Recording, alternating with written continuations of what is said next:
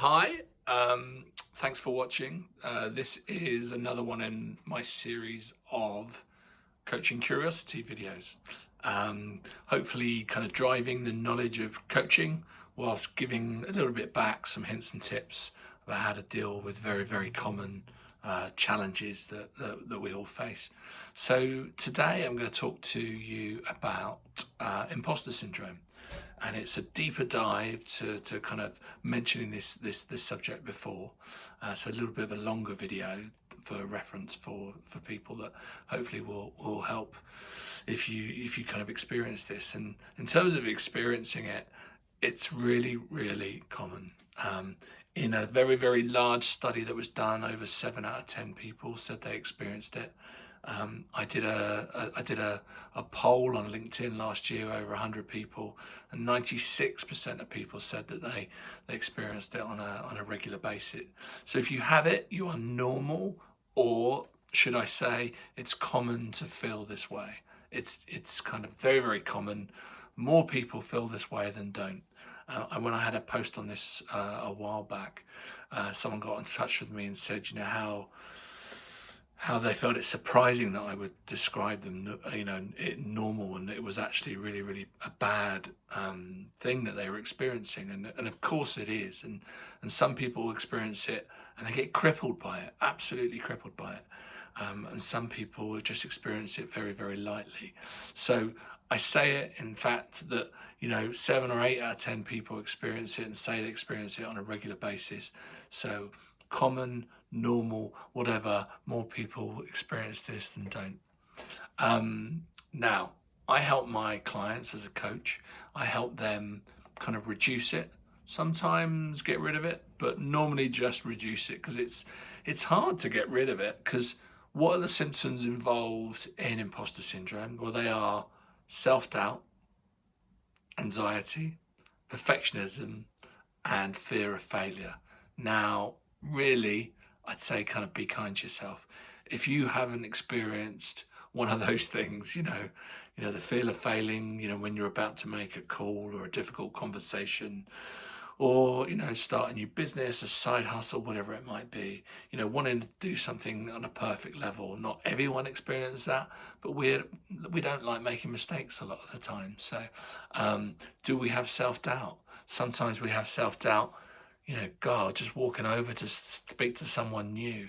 I remember conferences, the coffee breaks that I just stand on my own, absolutely paralyzed by the fact I, didn't want to talk to someone, and all these single people just kind of dotted around. So be kind to yourself.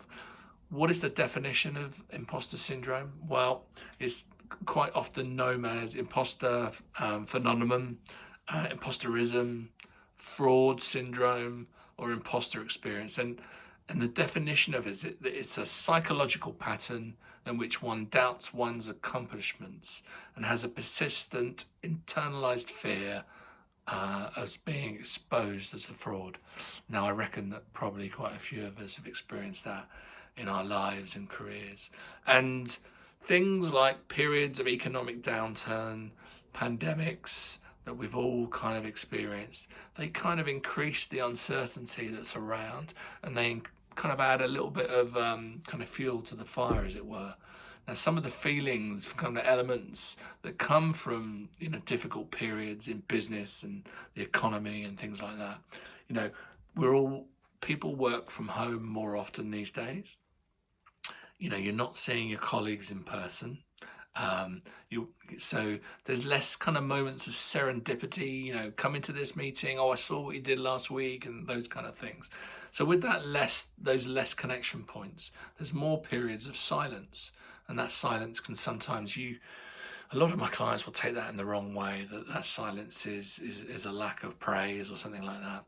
And CEOs, they don't really want to bother people, Sometimes they ring people and they go, and the people are scared out of their minds that they're going to be made redundant or something like that. So CEOs don't want to bother people, and the teams don't want to bother the CEO. So I help a lot of my clients try and replicate those moments where you say, well, what would you normally do with your CEO? So, well, I'd poke my head around the corner of the office and I'd say, hi, how you doing? And just give them a little update. So how can you recreate that from working from home? And that'll be little mails, a little WhatsApp or a text. Honestly, these people, they do want to hear good stuff and good news and be kept informed. Other elements, things that might increase the feeling of this, being furloughed, thinking that there might be layoffs coming, knowing that, there's a lot of layoffs happening at the moment. But also it's really bad for the people that don't get laid off, as well. And it might be a strange thing to say, but the people that are left behind also suffer, because then they just had this threat of they lose colleagues, they lose connections, they lose mentors, and they lose the chance to kind of speak with those people on a daily basis, and then they lose confidence. So there's the furlough and the layoffs. Sometimes written communications get misinterpreted. I remember that for sure. When you can read between the lines on an email quite literally. Casual meetings that you might have, or bumping into someone at the cafe, those kind of things are now on Zoom, Gloom calls, and everyone's getting a bit tired of that. And just general feeling of waiting for the tap on your shoulder. I coached one of my old bosses once, and he'd been waiting for that for 10 years. Might be earning hundreds of thousands of pounds, but he was waiting for that tap on the shoulder for ages. And of course, it never really came. So in coaching, a coach will identify this inner saboteur, that we call it in my kind of the coaching that I trained with anyway. And I'll ask you, what is the truth in some of the examples that you're giving me? And when you reflect on that, they often disappear. So what's the truth? Deep dive into examples of where you've experienced imposter syndrome, but also sometimes ask you to make notes. Hashtag kind of little win, hashtag little fail. And there was a doctor did this once, and she just felt this massive imposter syndrome, loads of failure in the lab, in the laboratory. And when she actually made a note of all of these little wins and little fails, the little wins was massive and the little fails was small, and she could actually identify that they were all down to kind of breaking equipment and things like that. So it was actually that, when she had it written down on paper, it was that was the problem. Now, a coach will also ask you about blocks and getting around the blocks and trying to help you kind of explain them and trying to find small steps of momentum that get you past those. And we'll try and effectively kind of name the imposter syndrome. So when I'm talking to my clients, I go, I think I'm hearing the imposter there. Let's push that to the side and let's carry on talking about stuff without that self-doubt that you're kind of bringing into the conversation. So what is it? What is imposter syndrome really? So it's kind of doubting your success or accomplishments, and it's that kind of nagging feeling that you're going to be exposed as a fraud, shall we say. There was a 1978 study on high achieving women that was done over hundreds and hundreds of women, and they all had massive success. They'd all had really good validation of their work, but they were still saying, oh, it was luck. It was, it was kind of there was really an overstatement of my success.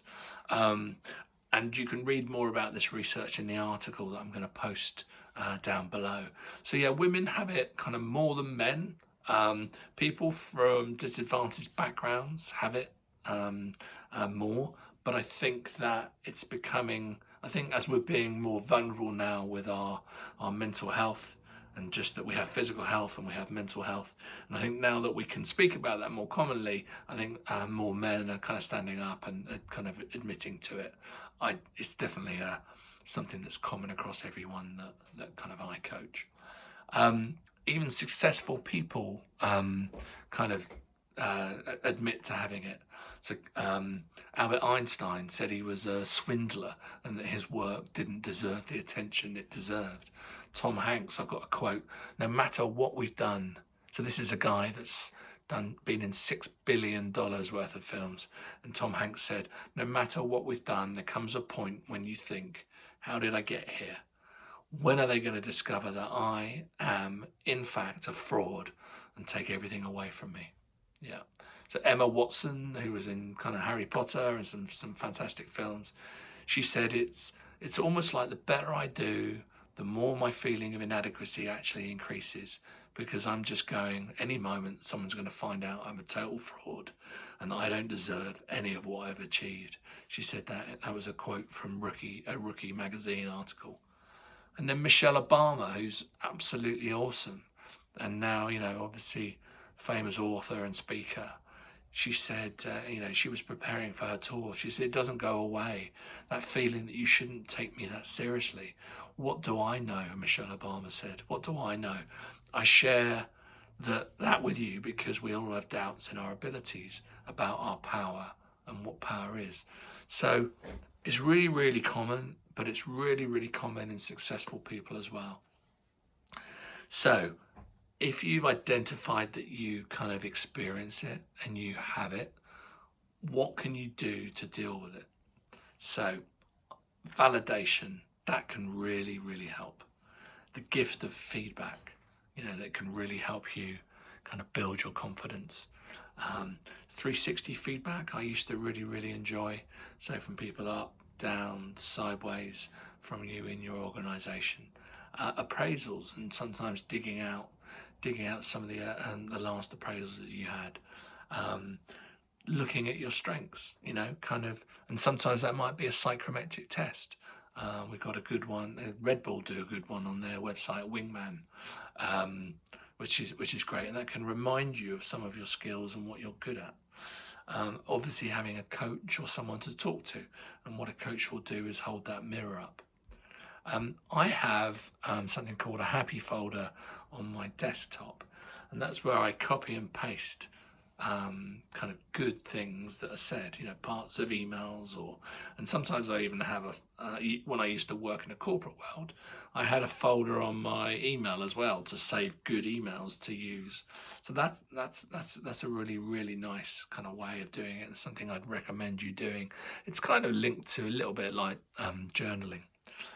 Ask yourself the question, what value am I bringing to this particular project or topic? Ask for testimonials.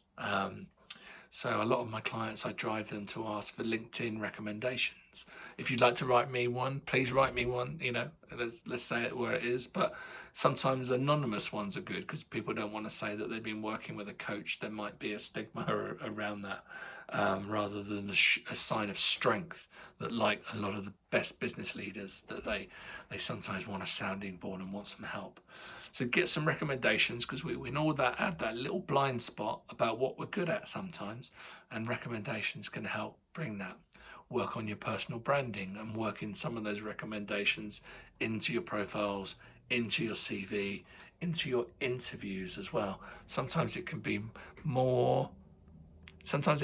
easier to talk about what other people think you're great at than saying it yourself.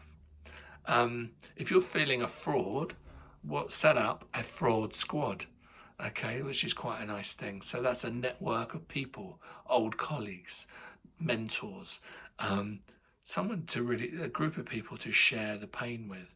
Sometimes that's a WhatsApp group, there's a lot of that these days. And then gratitude journaling, noting what really happened on good days and bad days.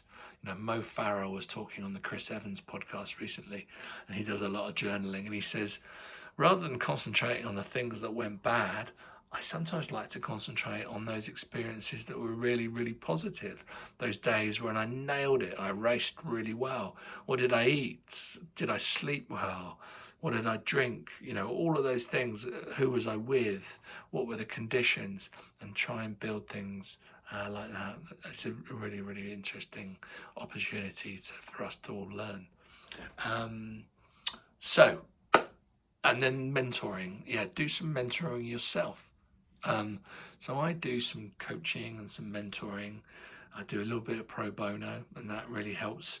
If I can kind of give back, it makes me feel better, in times when I'm maybe feeling down.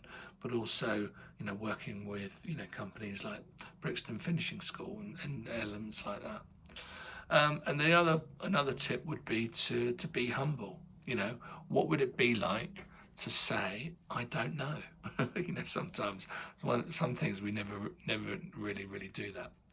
And of course, you know, extra coaching things. Coaches will, like I said, they'll hold a mirror up to you. You know, they'll hold that mirror up to you, and they will, you know, kind of reflect things back to you quite literally.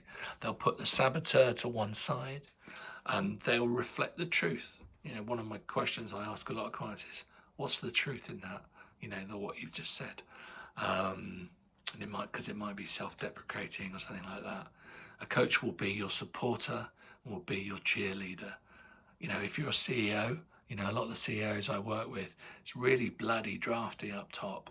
So have that sounding board to talk, and because once you talk about something, it makes it a whole lot better. And then also identify your strengths and kind of build on them. So some nice coach face questions to finish this particular video. What's holding you back? What do you need to move forward? What's the worst that could happen? What would you do if you knew you couldn't fail? So some good stuff. So I'm going to post down below on this post. I'm going to post a link to an article that I wrote, a little bit of a deeper dive into imposter syndrome. But most importantly, I would say talk to someone, talk to more people, share the experience, talk to me. If you'd like to talk to me about how, you know, coaching over the course of 6 to 12 months can really make you happier, healthier, the best version of yourself, and I'd love to chat, please get in contact. All right, have a great day. Bye.